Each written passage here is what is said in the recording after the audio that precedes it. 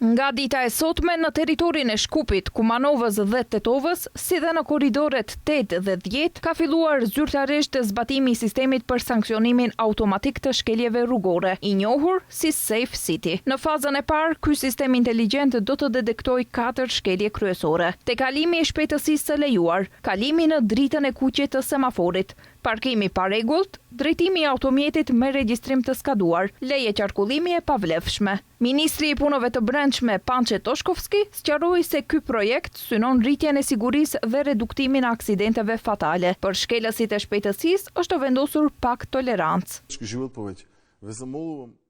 Vendosëm tolerancë që ishte në përputhje me legjislacionin ekzistues 6 km/h për shpejtësi deri në 100 km/h dhe 8 km/h mbi 100 km/h. Rregulloria është që në kompetencë të Ministrisë së Energjetikës, në konsultim me ekspert, profesor dhe përfaqësues të Ministrisë së Energjetikës dhe Ministrisë së Punëve të Brendshme, u ndryshua dhe hyri në fuqi dje.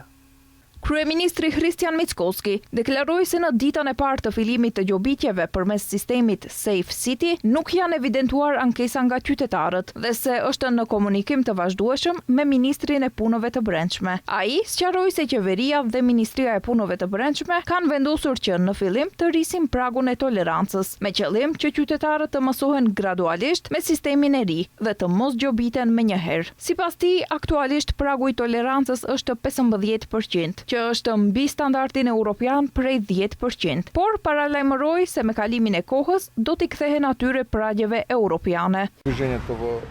Ashtu siç do të mësohen shoferët, gradualisht do të kthehemi në kornizat europiane, por thelbi nuk është ndëshkimi, por të mos ketë aksidente trafiku dhe humbje jetësh njerëzore. Sipas ligjit, gjobat për tekalim shpejtësie variojnë nga 20 euro deri në 400 euro dhe mund të shoqërohen me marrje të patent shoferit deri në 1 vit. Në zonat e banuara, gjobat mund të arrijnë deri në 500 euro. Kalimi në semafor të kuq dënohet me 250 euro dhe ndalim drejtimi nga 3 deri në 12 muaj, ndërsa në rast aksidenti parashihet edhe përgjegjësi penale. Drejtimi i automjetit pa regjistrim dënohet me 100 euro për shoferin dhe 250 euro për pronarin e mjetit. Për parkim të parregullt, gjobat janë 30 euro, 45 euro nëse pengohet komunikacioni dhe 50 euro për parkim në vende të rezervuara për persona me aftësi të kufizuara. Pagesa brenda 8 ditësh mundëson përgjysmimin e gjobës. Çdo shofer që merr 3 ndalesa drejtimi brenda 4 viteve e humb automatikisht patentën dhe mund t'i nënshtrohet provimit sërish vetëm pas 1 viti. Vlen e vlerëson Safe City si një investim konkret në sigurinë publike dhe në ndërtimin e një kulture më të përgjegjshme në trafik. Vlen thekson se është veçanërisht e rëndësishme që gjuha shqipe është pjesë e këtij sistemi, duke garantuar qasje të barabartë dhe informim të qartë për të gjithë qytetarët.